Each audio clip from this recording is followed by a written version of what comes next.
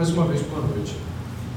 Nós estamos neste segundo sermão na carta de Paulo aos Filipenses.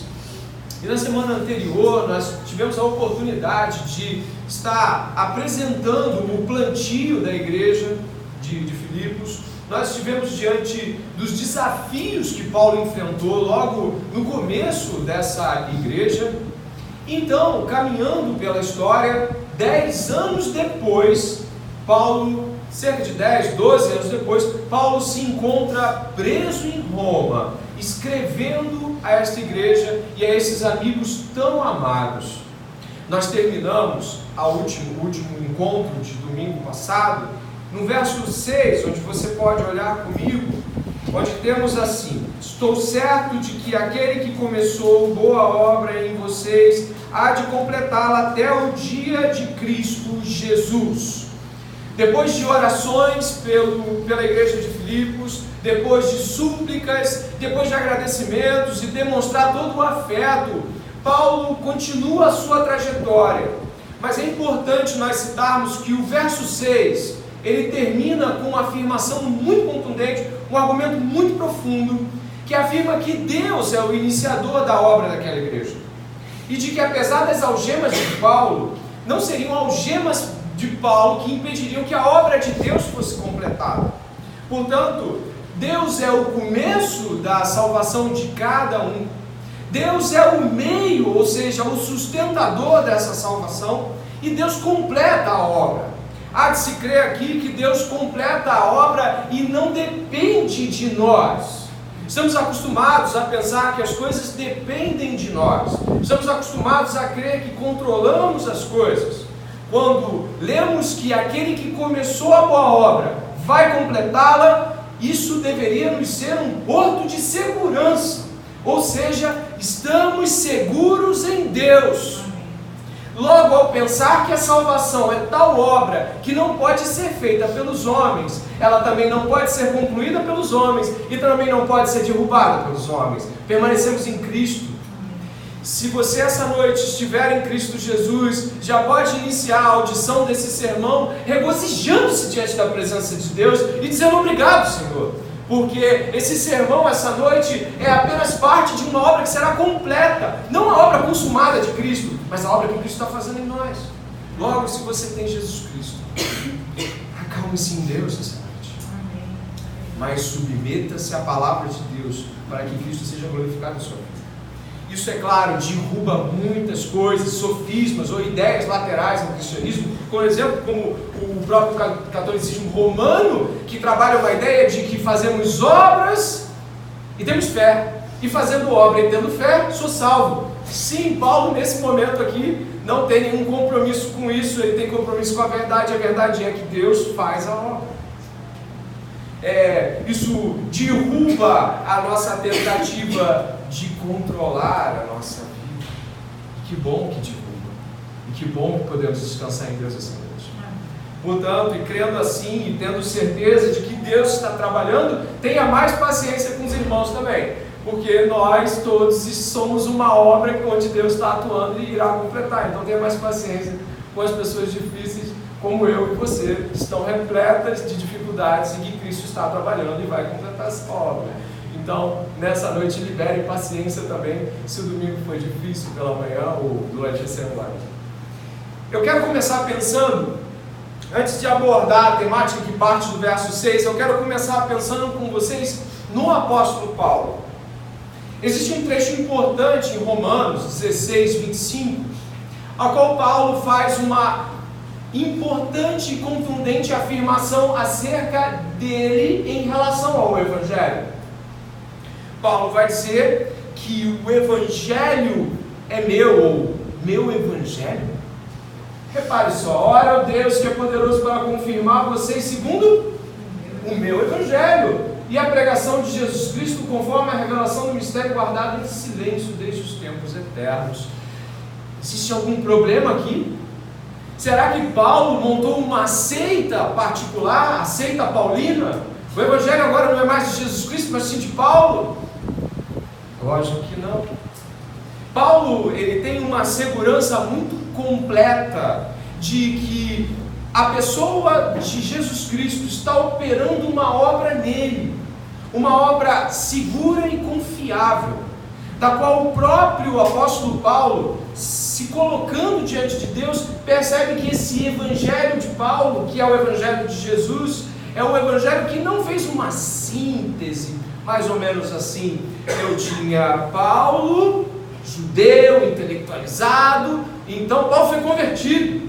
Não, Paulo foi convertido e não virou uma síntese de aquilo que Paulo era e acrescido do evangelho. Não, o evangelho tomou Paulo. Paulo era um mensageiro do evangelho, completamente modelado, formatado, transformado e subordinado.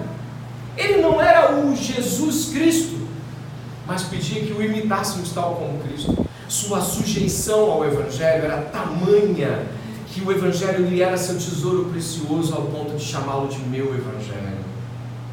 E por que falar essas coisas? Ou por que falar assim antes de começar uma sequência de afirmações a partir do verso 6? É porque Deus não está disposto a fazer de nós uma mistura do que nós somos com aquilo que o evangelho vai fazer. Deus está disposto sim a em nós operar tamanha obra que venhamos a ser como Paulo muitas vezes disse: eu sou o apóstolo, o escravo, o mensageiro, o prisioneiro de Cristo, do evangelho. Paulo atribuía essa sequência de adjetivos a si mesmo porque já não se personificava a partir dele, mas do evangelho. Paulo não via a sua pessoa à luz de seus próprios desejos ou seus próprios intentos. Paulo olhava para o evangelho e se via, se categorizava a partir de quem Cristo é. Cada carta que Paulo abre demonstra que se existia algo que afirmava a personalidade de Paulo, era o evangelho. Se existia algo que modelava e construía Paulo, era o evangelho.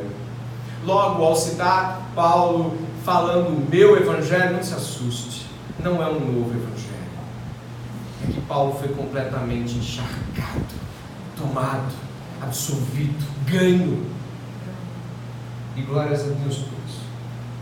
As afirmações de Paulo são tão contundentes que eu gostaria que você pudesse ir até a mesma carta onde estamos, só que no capítulo 3 de Filipenses, onde Paulo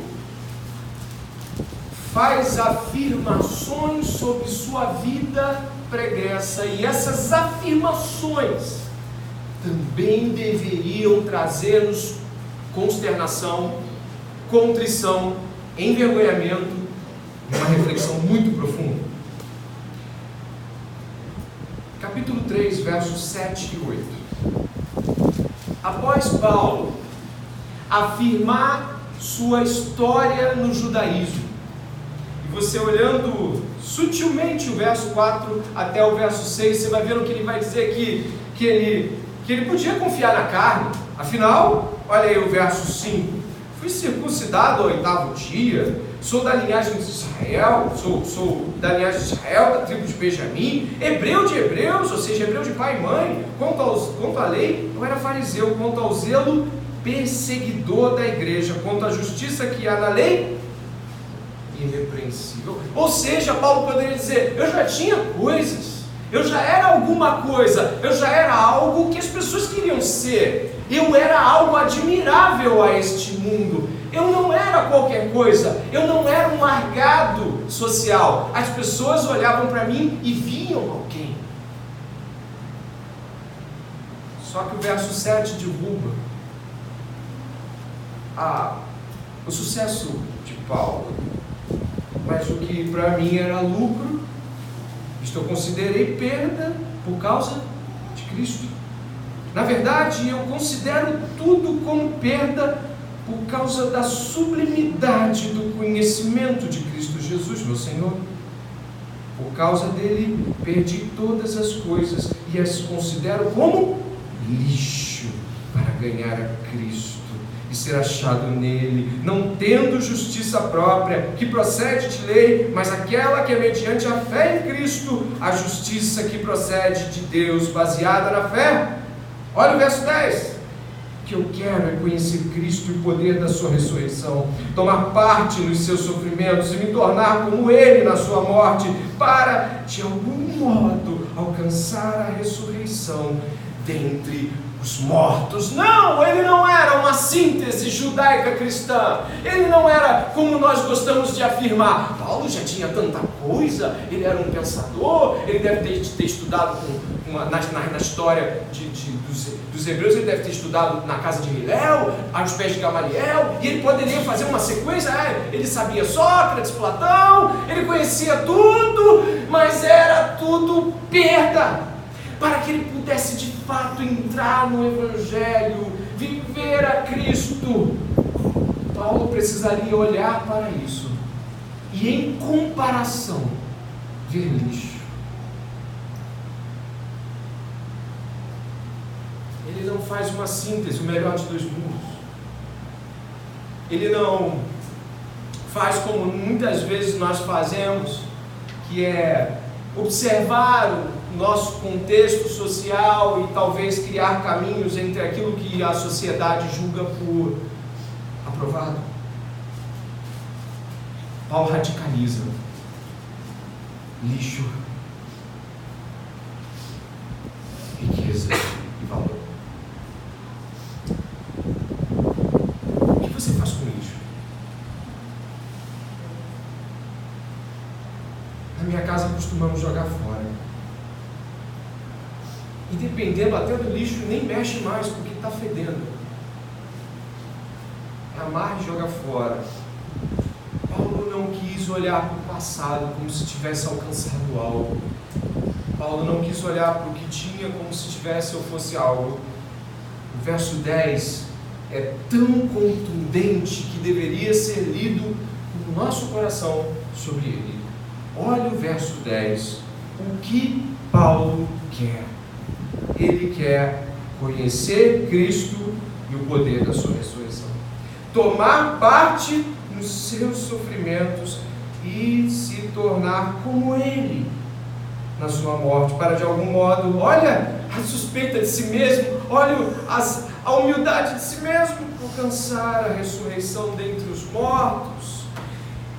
Ele quer ser como Jesus, ele quer morrer como Jesus, ele quer viver como Jesus, ele quer experimentar tudo que Jesus é, tudo que Jesus representa para aquele tempo, o escárnio dos homens, a vergonha. Ele quer ser como Cristo. Cantamos em cânticos na igreja: ah, quero ser como Cristo. Isso nos parece assim? Apelo nesse momento, como faria Spurgeon quando apelava para o seu auditório no século XIX, eu apelo a você. É assim que você deseja essa noite? É assim que você veio para esse culto? Ser como Ele, ser participante de seus sofrimentos? Você deseja tomar parte na sua morte como Ele sofreu? A menos de que tudo mais seja como lixo. Não estamos dizendo que Paulo nunca recitou um poeta grego, como em Atos 17, aproveitando aquilo que era a sua percepção cultural. Acho que não estamos falando disso, não. Estamos dizendo sobre o que de fato tem valor. O que de fato tem valor na sua vida. Eu fico observando isso porque logo que nós voltamos para o capítulo 1, eu peço que você volte.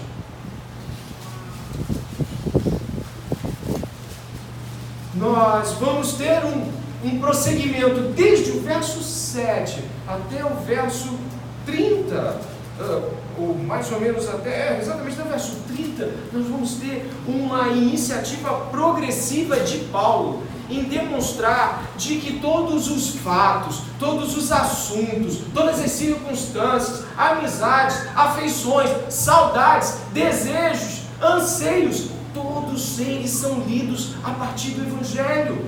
Talvez você tenha lido a carta de Filipenses muitas vezes, e eu espero que você já tenha tido essas considerações. Mas o que vai do verso 7 até o verso 30 é um Paulo encharcado do Evangelho, lendo o mundo com o Evangelho. Portanto, esse homem consumido pela mensagem de dia e de noite, para dizer como em Gálatas 2, 19, 20, já não sou eu mais quem vive, mas Cristo vive em mim. Ele podia falar isso, porque de fato havia se entregado, e tudo mais não era nada. A partir do verso 7, nessa iniciativa paulina de nos demonstrar o valor do Evangelho, eu peço que você, plenamente estabelecido por esse prelúdio, possa perceber que não estamos falando de uma mensagem qualquer, e nem tampouco de uma mensagem com a qual podemos dicotomizar a vida. Tenho os meus momentos com o Evangelho, onde eu prego o Evangelho. Não, Paulo nos convida, nos ordena ao Evangelho para toda uma vida, para cada afeição. O verso 7 e 8, que continua na perspectiva da obra completa de Jesus Cristo, dizem assim: aliás, é justo que eu assim pense de todos vocês, porque eu os trago no coração, seja nas minhas algemas, seja na defesa e confirmação do Evangelho, pois todos vocês são participantes da graça comigo. Pois Deus é testemunha da saudade que tenho de todos vocês, no profundo afeto de Cristo Jesus. A palavra pense é frônesis, algo como pensamento, sentimento, afeições e ação, todas juntas ali. Paulo vai nos afirmar coisas acerca de seus sentimentos para com a igreja de Filipos. Ele vai dizer que sente saudade deles, de que os traz no coração. E é importante ressaltar que as memórias de Paulo estão atreladas à sua vivência com eles no Evangelho. Observe, por favor, que o verso 7 fala que Paulo os traz no coração, seja nas algemas, ou seja preso, ou seja na defesa, aqui apologia em grego, né? Na defesa e confirmação do Evangelho. O paralelo é pregando solto ou pregando preso, os trago no coração. E à frente, ele vai dizer que Deus é testemunha de tal saudade que ele tem por eles, e que esse profundo afeto, que em grego é algo como entranhável afeto, né? A visão da antiguidade é que os afetos profundos vinham aqui da entranha, né? Quando a gente sente calafrio, ou sente algumas movimentações estranhas aqui com relação a sentimentos, então era das entranhas. Paulo está dizendo: eu sinto profundo amor por vocês, e essas afeições são de Cristo Jesus. Percebe, por favor? Preso, solto, sentindo saudade, profundas afeições, tudo isso em Cristo Jesus. Paulo, ele ordena seus afetos não mediante a uma ideia sobre gostar ou não de pessoas, mas Paulo estabelece seus afetos em Cristo. Todos nós ouvimos coisas nesse mundo, tais como: a gente não escolhe de quem gosta, ou então, a gente às vezes é pego por uma paixão e é levado por ela.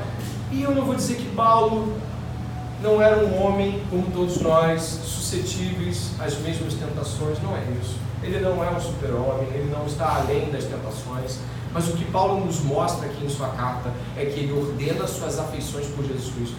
Significa que a pessoa de Cristo, a natureza do Evangelho de Deus, constroem a maneira como Paulo estabelece suas relações, como Paulo ama, como Paulo gosta, como Paulo se torna afetuoso por outros. Muitos de nós achamos que os amores da vida, ou os amores das coisas, são momentos onde às vezes nos vemos arrebatados por sentimentos. Não parece que Paulo deixa espaço para que você goste sem Jesus.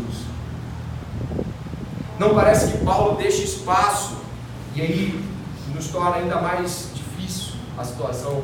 Parece que as saudades de Paulo estão no Evangelho.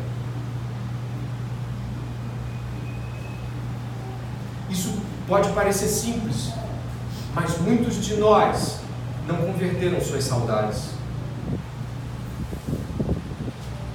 Você se lembra de coisas que fez fora do Evangelho, ou seja, fora de Cristo, fora do momento onde o Senhor trouxe você para Ele?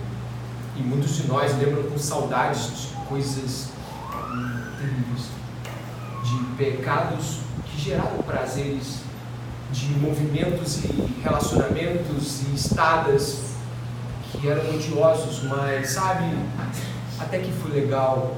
Me parece que há um clamor essa noite ao ler Filipenses de que nossas afeições e mesmo nossas saudades possam ser escrutinadas pelo Evangelho, para que possam ser de fato saudades que eu deva sentir com afeição ou não. É claro que existem coisas que nós vivemos que vale a pena lembrar, alguns momentos que mesmo antes da salvação nós tivemos com algum momento com nosso pai, com nossa mãe, algum momento de um gesto tenro, um gesto maravilhoso de carinho que recebemos. Mas o que eu quero dizer é que Paulo não deixa nada fora do Evangelho, inclusive nossas afeições, inclusive nossas saudades. Eu pergunto, quando você lembra do passado, você o examina à luz das Escrituras? Quando você lembra do passado, você se submete ao Evangelho e diz, eu não devo me gloriar nisso, eu não devo gostar disso mais, eu não devo tornar isso parte de uma saudade, porque isso foi impiedade, não foi uma maneira correta de ver o mundo. As saudades de Paulo nas algemas ou presas estão atreladas à pessoa de Cristo. Submeta suas emoções e suas saudades a Jesus Cristo e escrutine-as para ver se são saudades do pecado ou saudades legítimas. Paulo continua o seu olhar a partir do Evangelho, nos posicionando de tal forma que o verso 9 até o verso 11, ele vai nos trazer implicações que vão nos levar até algo que gostamos de não lembrar, mas que vai estar lá e vai estar em todas as cartas de Paulo. Ele vai dizer assim: e também faço esta oração, que o amor de vocês aumente mais e mais em conhecimento e toda percepção, para que vocês aprovem as coisas excelentes e sejam sinceros e inculpáveis para o dia de Cristo, cheios de frutos de justiça, que vem por meio de Jesus Cristo, para a glória e louvor de Deus. Existe aqui um desafio para nós, que é percebermos que as orações de Paulo são orações e exortações. Elas não são apenas orações, mas orações que nos exortam a como pensar e como desejar as coisas.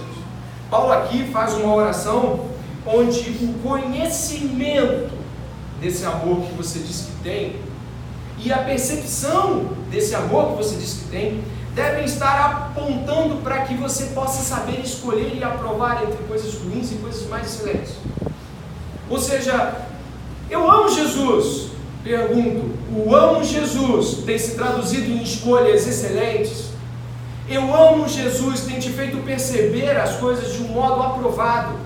Eu amo Jesus, que a tua fala tem te feito prosseguir e dar fruto de justiça? Eu amo Jesus. Onde está o fruto desse amor? Paulo está preocupado de que o amor seja sem hipocrisia.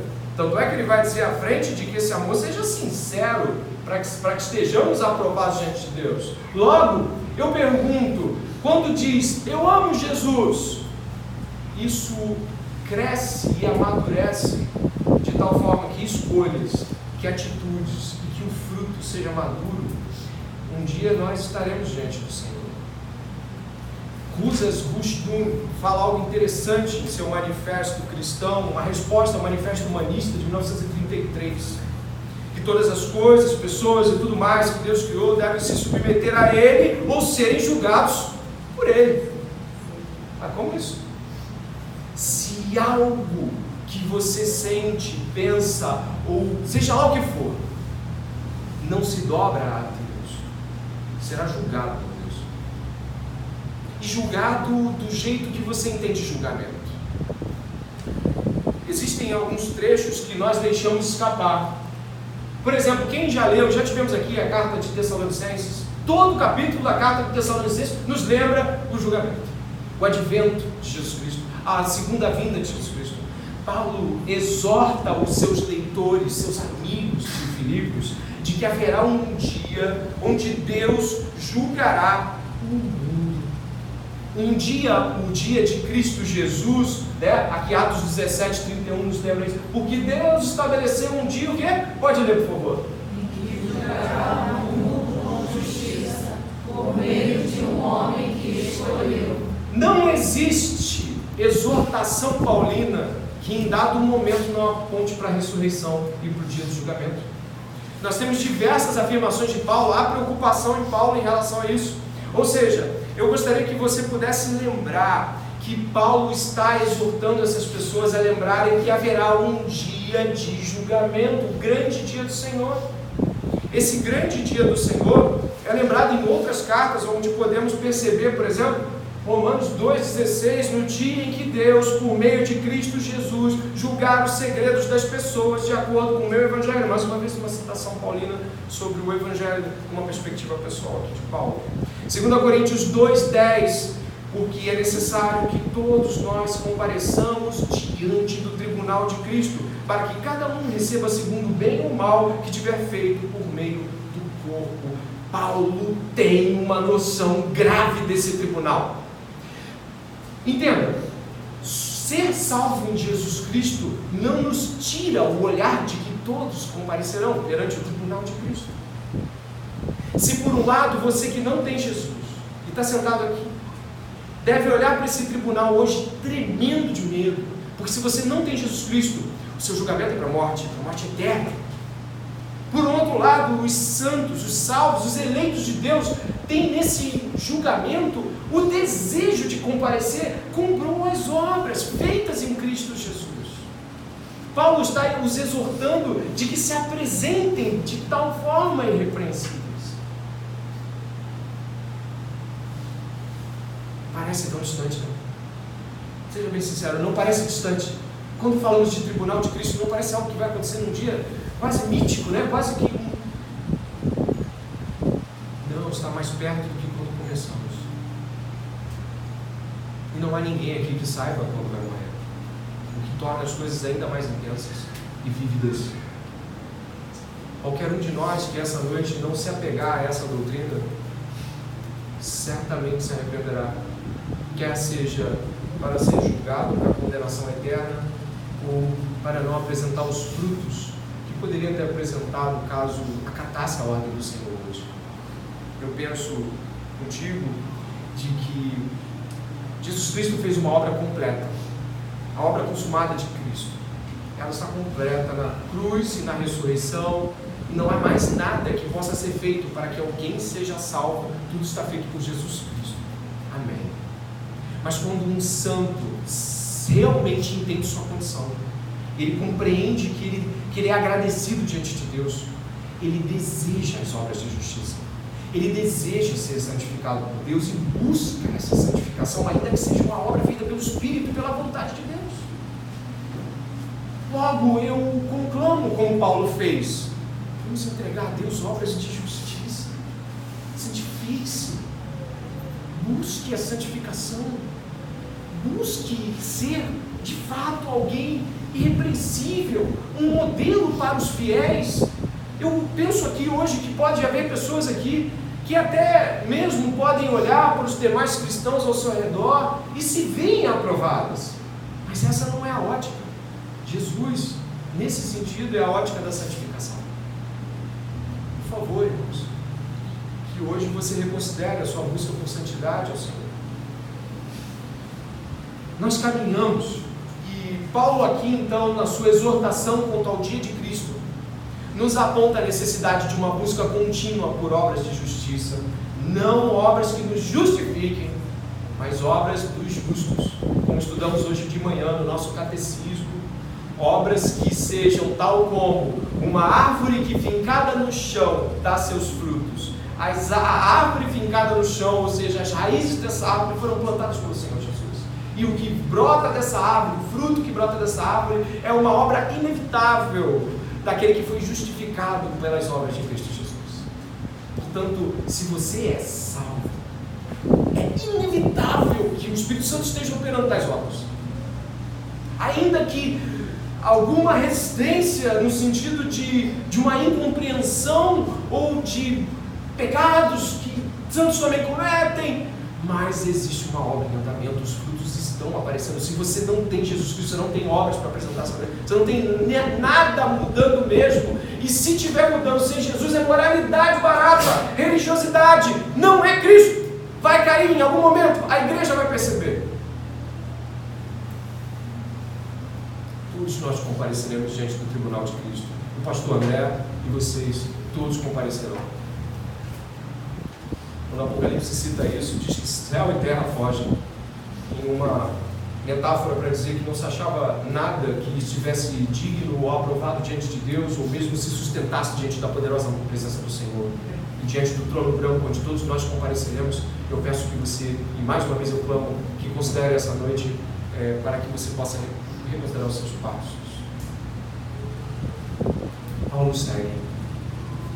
O verso 12.